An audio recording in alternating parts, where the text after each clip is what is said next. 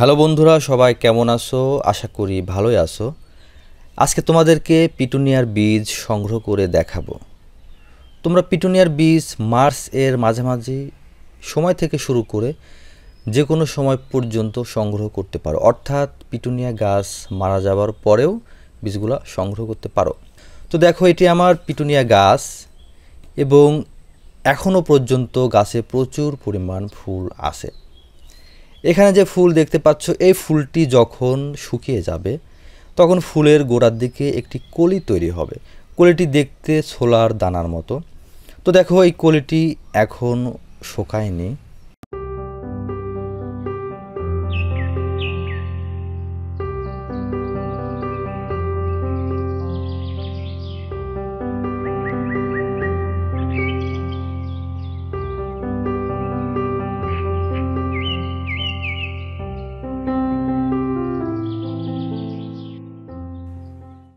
কলিটি ভেঙে দেখি, দেখো ভেতরে ছোট ছোট বীজ দেখা যাচ্ছে। বীজগুলো একদম কাঁচা।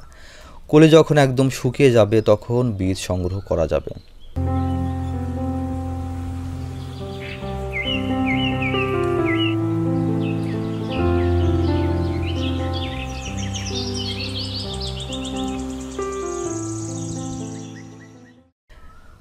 এখন আমি বীজ সংগ্রহ করে দেখাবো। দেখো বন্ধুরা, এই কলিগুলা শুকিয়ে একদম ফেটে গেছে এবং এই বীজগুলা সংগ্রহ করার জন্য তৈরি।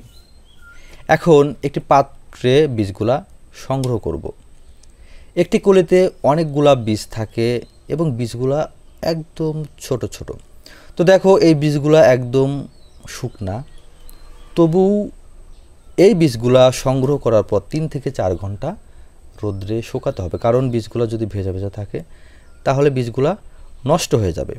দেন বীজগুলা শুকানোর পর একটি ফোল্ডিং পলিব্যাগে বীজগুলা এমনভাবে রাখতে হবে যেন পলিব্যাগের ভেতরে কোনো এয়ার না থাকে এবং পলিব্যাগটি ছায়াযুক্ত স্থানে রাখতে হবে। তো আমার ভিডিওটি যদি ভালো লাগে অবশ্যই একটি লাইক দিবা, আমার চ্যানেলটি সাবস্ক্রাইব করবা, আর কোনো মতামত থাকলে অবশ্যই কমেন্ট বক্সে জানাবা।